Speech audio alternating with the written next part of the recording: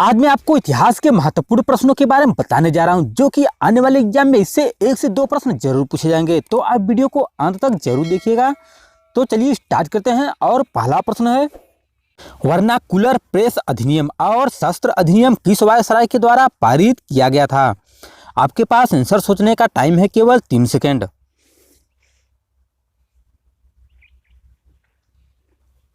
तो option number A सही है, लॉर्ड लिटन। लॉर्ड लिटन 1876 से 1880 के दौरान भारत के वायसराय थे। 1876 से 78 के अकाल को सही ढंग से न संभाल पाने के लिए उनकी कड़ी आलोचना की गई थी। उन्होंने वर्नाकुलर प्रेस अधिनियम और शस्त्र अधिनियम 1878 को पारित किया था। और नेक्स्ट प्रश्न है, निम्नलिखित में से किस वायसराय की हत्या उनके कार्यकाल के दौरान की गई थी?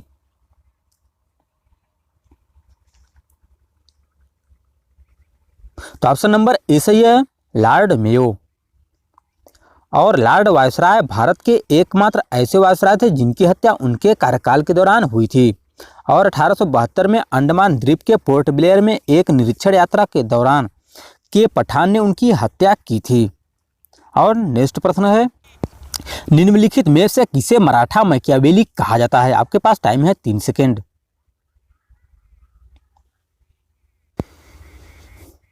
तो ऑप्शन नंबर ए सही है, नाना फडणवीस। तो पेशवा शासक के दौरान नाना फडणवीस मराठा साम्राज्य के प्रभावशाली मंत्री व कूटनीतिज्ञ थे। यूरोपीय द्वारा उन्हें मराठा मैकियावेली, प्रसिद्ध इतालवी और कूटनीतिज्ञ निकोलो मैकियावेली पर आधारित नाम कहा जाता था। ब्रिटिश साम्राज्य की बढ़ती हुई शक्ति के दौरान भी उन्हें मराठा साम्राज्य को सुरक्षित रखा। और नेक्स्ट प्रश्न है, श्रीरंगपट्टनम की संधि का संबंध किस युद्ध से है?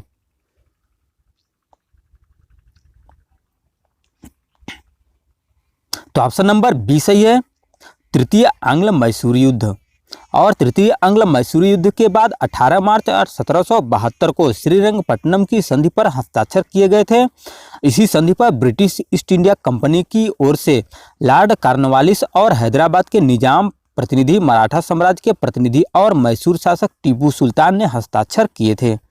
और नेक्स्ट प्रश्न है, महाद सत्याग्रह का नेतृत्व किसने किया था? आपके पास आंसर सोचने का टाइम 3 सेकेंड। तो ऑप्शन नंबर बी सही है, डॉक्टर भीमराव अंबेडकर। महाद सत्याग्रह का नेतृत्व भीमराव अंबेडकर ने 20 मार्च 1927 को किया था। यह सत्याग्रह महाराष्ट्र के रायगढ़ जिले में महाद नामक स्थान पर किया गया था।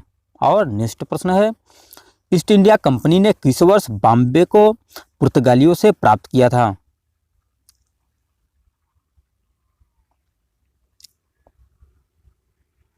तो ऑप्शन नंबर बी सही है, 1668 ईस्वी में।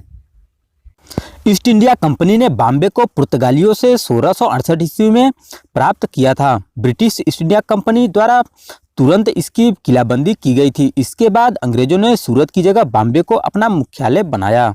इसके बाद नेक्स्ट प्रश्न है, गुलामगिरी नामक पुस्तक किसने लिखी थी? तो आपको बताना है कि गुलामगिरी नामक पुस्तक किसने लिखी थी। तो ऑप्शन नंबर सी सही है, ज्योतिबा फुले। और नेक्स्ट प्रश्न है, रविंद्रनाथ टैगोर को नाइटहुड की उपाधि किस वर्ष दी गई थी? बहुत ही महत्वपूर्ण प्रश्न है, कमेंट कीजिए कौन सा ऑप्शन सही है। तो ऑप्शन नंबर बी सही है, 1915। रविंद्रनाथ टैगोर को ब्रिटिश सरकार ने 1915 ईस्वी में नाइटहुड की उपाधि से सम्मानित किया था। और 13 अप्रैल 1919 को जलियांवाला बाग हत्याकांड की घटना से दुखी होकर उन्होंने नाइटहुड की उपाधि वापस कर दी थी। और इसके बाद है, स्वतंत्रता के समय भारतीय राष्ट्रीय कांग्रेस के अध्यक्ष कौन थे?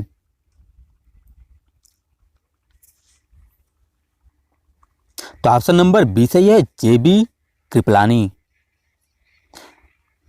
जीवंतराम भगवान दास कृपलानी भारत की स्वतंत्रता के समय कांग्रेस के अध्यक्ष थे। कृपलानी एक दार्शनिक, गांधीवादी, समाजवादी व पर्यावरणवादी और स्वतंत्रतावादी सेनानी थे। और नेक्स्ट प्रश्न है, सुभाष चंद्र बोस ने अंतरिम सरकार की स्थापना कब की थी? आपके पास सोचने का टाइम है 3 सेकेंड।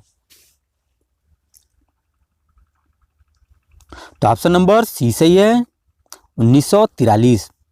वर्ष 1943 में सुभाष चंद्र बोस ने सिंगापुर में अर्जी हुकूमत ई हिंद नामक अंतरिम सरकार की स्थापना की थी। इस सरकार का समर्थन धुरी राष्ट्रों जापान, नाजी जर्मनी, इटली और उनके सहयोगियों ने किया था। इस सरकार में सुभाष चंद्र बोस को प्रधानमंत्री, रक्षा मंत्री और विदेश मंत्री बनाया गया था। राम बिहारी बोस को मुख्य सलाहकार बनाया गया था। तो आपको ये प्रश्न कैसे लगे आप हमें कमेंट के माध्यम से जरूर बताइएगा।